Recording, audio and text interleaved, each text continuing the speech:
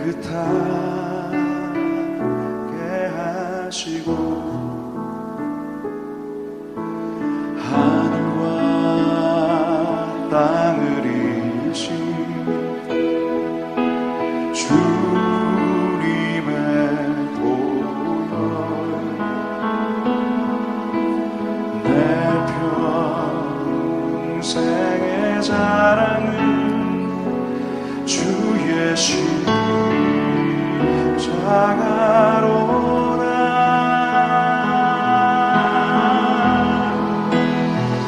주의 보혈 흐르네 믿고 뛰어나가 주의 은혜 내가 입어 깨끗하게 되었네.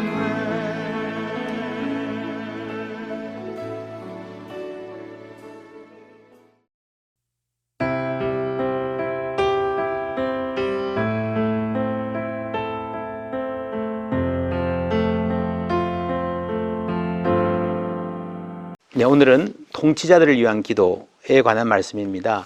5손가락 기도 기억하시죠? 첫 번째 하나님, 두 번째 길을 보여주는 영적인 지도자, 세 번째 높은 지위에 있는 통치자들, 그리고 나라를 위해서, 네 번째 약한 사람들, 다섯 번째 나 자신과 가족을 위한 기도입니다. 디모데전서 2장 1절에 보면 그러므로 내가 첫째로 권하노니 모든 사람을 위하여 간구와 기도와 도구와 감사를 하되 임금들과 높은 지위에 있는 모든 사람을 위하여 하라. 이는 우리가 모든 경건과 단정함으로 고요하고 평안한 생활을 하려 함이라. 이것이 우리 구주 하나님 앞에 선하고 받으실 만한 것이니 하나님은 모든 사람이 구원을 받으며 진리를 아는 데에 이르기를 원하시느니라고 했습니다. 임금들을 위해서 기도해야 하는 이유는요, 이 정치가 안정이 되어야 우리가 평안한 생활을 할 수 있고 모든 사람들이 구원을 받고 경건한 생활을 하는 전도와 하나님의 나라를 위해서 일할 수 있는 좋은 조건이 주어지기 때문이라고 했습니다.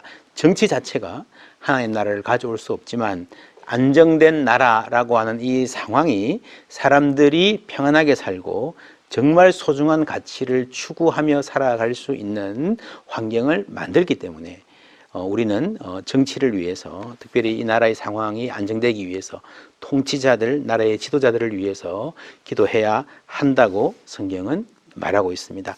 고요하고 평안한 생활이라는 말은요, 우리 시편에도 이런 말씀이 나옵니다. 시편 122편 6절에 보면요, 예루살렘을 위하여 평안을 구하라. 예루살렘을 사랑하는 자는 형통하리로다. 평안을 위해서. 예레미야는 여러분들이 바벨론에 잡혀가도 그 성의 평안, 샬롬을 위해서 기도하라 라고 했죠.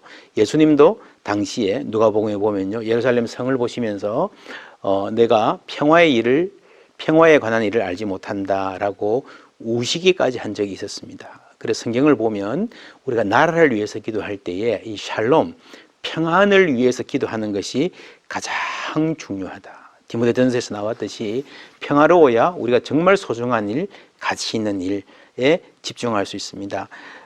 그리고 이 평화는 전쟁이 나지 않도록 하는 게 평화죠. 그래서 우리나라가 나라 국방을 튼튼히 하고 북한의 핵이나 이런 일에 단호하게 대처할 뿐 아니라 거기서 한 걸음 더 나아가서 장기적으로 이 땅에 참다운 평화가 뿌리 내릴 수 있도록 남북이 통일되고 하나님 뜻 안에서 통일될 수 평화를 누릴 수 있도록 기도하는 게 굉장히 중요합니다.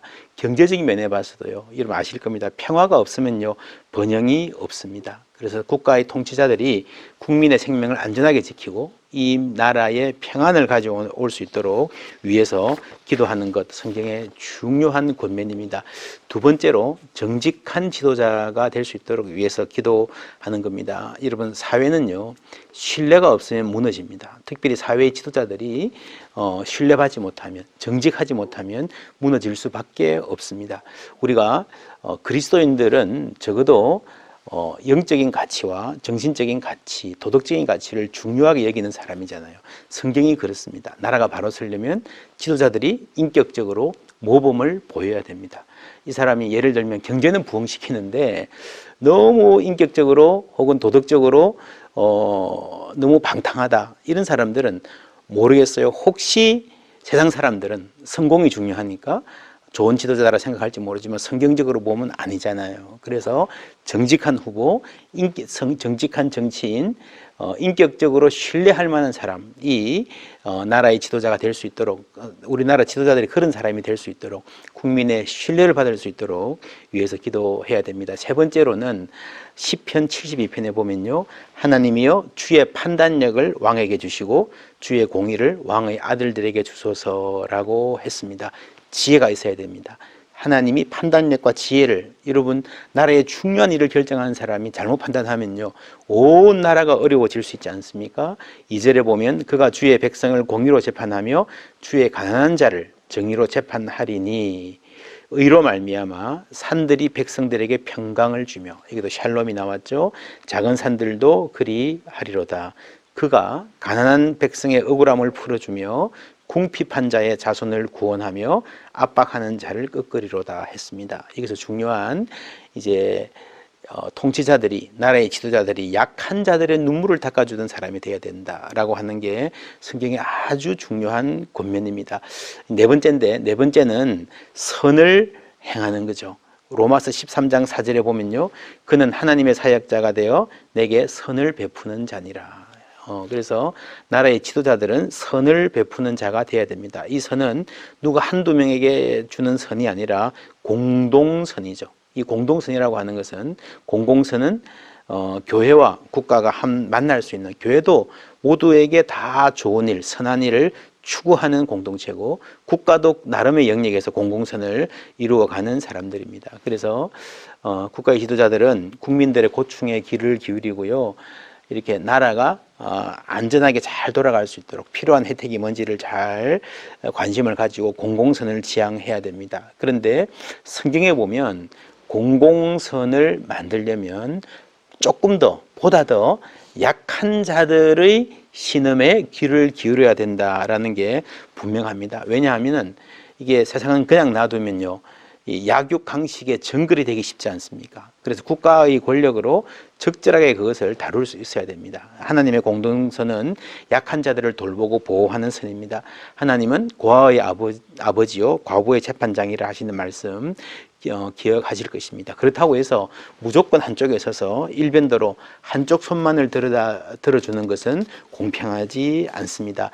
강한 자, 부한 자라고 무조건 이렇게 적대시하는 것도 지도자의 좋은 태도는 아니겠죠. 국민 모두를 아우르고 모두를 잘 보살피되 특별히 가난한 자들을 배려할 수 있는 그런 어떤 공동선의 지도자가 될 수 있도록 위해서 기도해 주시고요.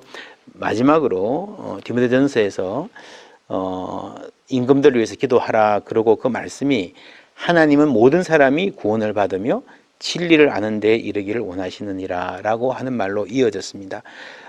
우리가 정치가 안정이 되어야 전도하고 신앙생활 잘할 수 있다는 말도 되고요. 또 이런 모든 사람이 구원받기를 원한다라는 이 말에 통치자들도 포함되거든요. 당시 바울이 이 글을 쓸 때 예수 믿지 않던 통치자들, 로마의 황제들, 총독들을 위해서도 기도했고, 그들이 예수 믿는 사람이 되도록 위해서 기도했습니다. 그래서 우리나라에 예수 믿는 사람들이 국회의원이 될 수도 있고 대통령이 될 수도 있지만 그렇지 않을 수도 있거든요. 우리가 종교 자체는 투표할 때 아주 중요한 기준이 되어서는 안 됩니다. 그러나 이미 뽑힌 대통령이나 국회의원들이, 나라의 지도자들이, 또 어떤 사람이든 여러분이 속한 공동체의 뭐 사장님이든 학교 총장님이든 이런 분들이 예수 믿을 수 있도록, 그분들도 하나님의 자녀니까, 우리가 어떤 나라에 아주 포악한 임금이 있다 하더라도, 포악한 대통령이 있다 하더라도 그런 사람도 하나님의 자녀니까 하나님께 돌아올 수 있도록 회개하고 하나님의 자녀가 될 수 있도록 위해서 기도하는 것 역시 중요한 과제입니다. 그래서 이런 마음을 갖고 우리가 성경적인 입장에서 균형 잡힌 기도로 나라와 국가를 위하는 지도자들을 또 축복해주는 그러한 교회, 그러한 성도들이 되기를 축복합니다.